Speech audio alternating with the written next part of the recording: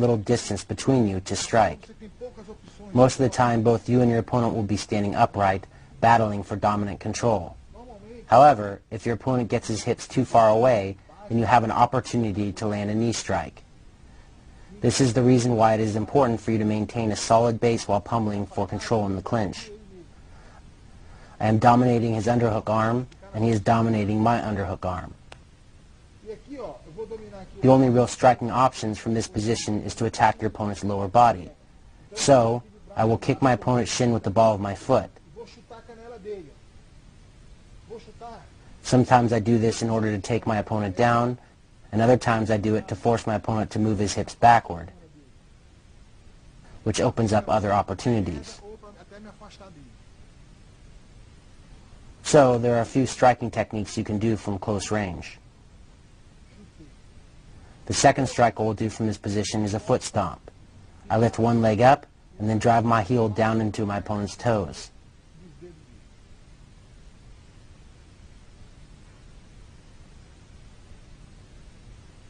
It is also possible to land a knee to your opponent's thigh from this position.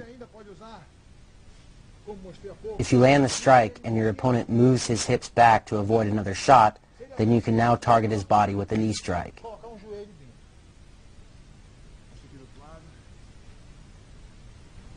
Other side now. I can kick to his shin,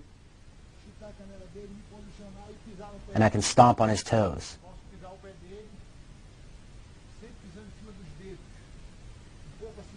If he backs his hips away to avoid your strikes, then you have the space you need to knee his chest or stomach. Now I will show a movement that is very common in sumo, wrestling, and mixed martial arts when in the neutral tie-up position. Again, both my opponent and me have an overhook and an underhook. I place the back of my left hand to the inside of his right leg, and as I lift that leg up using my hand, I pull his opposite shoulder downward using my right arm. So, you do two movements at once. One arm lifts your opponent's leg, and the other arm pulls his shoulder down. You secure, enter, and pull. When you execute this technique, you can either fall down on top of your opponent or remain standing. Segurou, entro aqui e puxo. Aqui, como eu posso ficar em pé.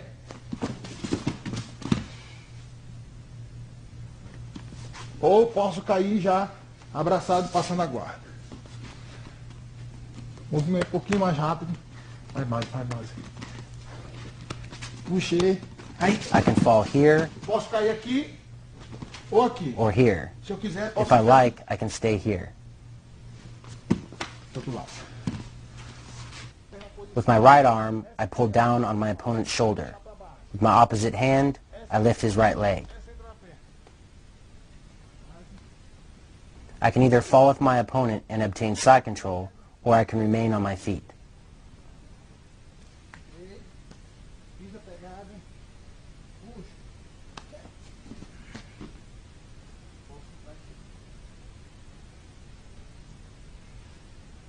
Now I demonstrate a wrestling takedown that is executed from an over-under body lock. Essa é uma queda muito utilizada. Notice how I'm gripping my hands together in the small of my opponent's back. It is also important that I use my elbow to clamp down on my opponent's underhook. From this position, you step your rear foot to the outside of your opponent's lead leg. It is a crucial movement that a lot of people do wrong. So I step my rear leg behind my opponent's lead leg and then use my control of his upper body to force him back into my leg. Essa perna vai entrar assim. Segurou. I accomplish this by rotating my body in a counterclockwise direction. So I pummel for position, which is very common in wrestling, establish an over-under body lock, tighten my elbow down on my opponent's underhook, step forward, and bump him so he sits back on my leg and trips to the mat. As my opponent sits down on my leg, that's when I fall. One step and then the takedown. Notice how when I fall, I step my leg behind both of my opponent's legs. This will prevent him from stepping and re-establishing his base. Now I show a takedown that involves a knee strike. It is important to notice that I have changed my grips from the previous technique. I wrap my left arm around my opponent's underhook. Instead of clasping my hands together behind my opponent's back to secure a body lock, you want to make sure that your grip is nice and tight. Your direction also changes.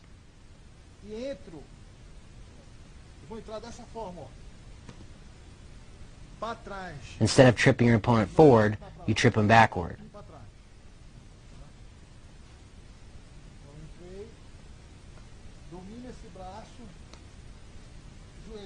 I step my rear foot behind my opponent's lead leg and then sit back, rotate, and pull him into me so that he trips in the opposite direction. Once more slowly.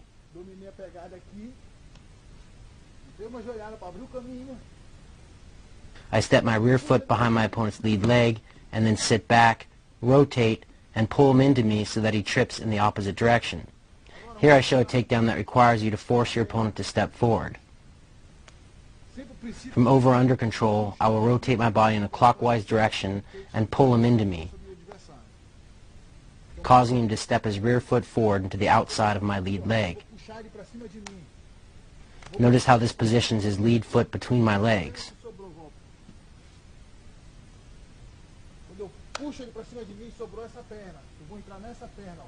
To get the takedown, I drive my weight into him.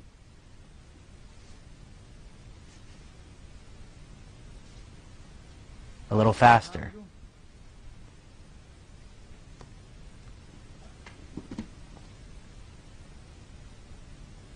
Once more, but slowly.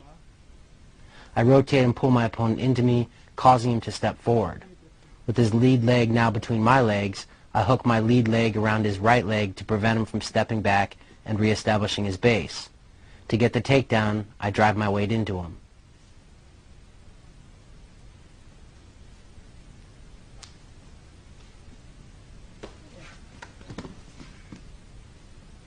Another angle. I pull my opponent off balance and then enter on his leg.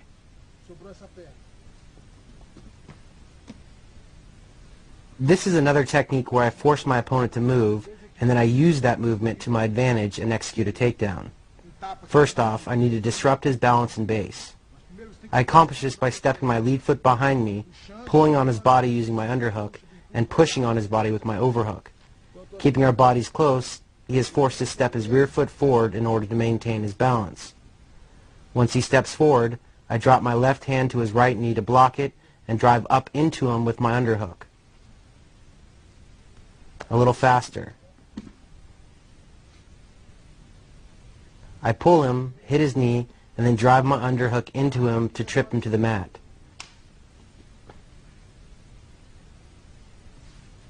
This is very important. Block the knee and lift at the same time. Now another angle.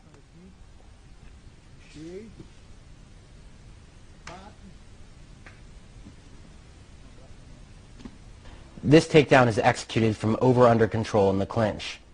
To begin, I hold my opponent close to me.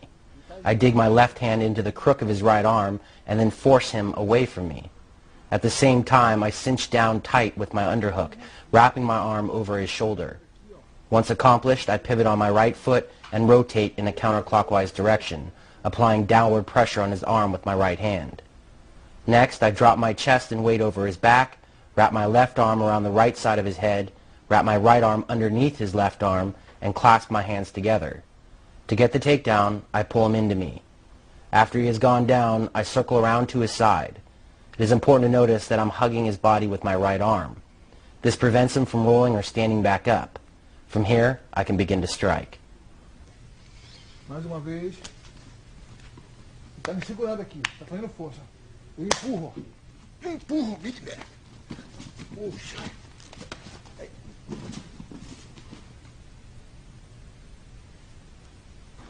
I'm holding my opponent. I hook his arm. At the same time, I cinch down tight with my underhook, spin around, and then wrap my left arm around the right side of his head. It is important to notice how I do this from this angle. Now I will spar with my brother using the techniques I just demonstrated.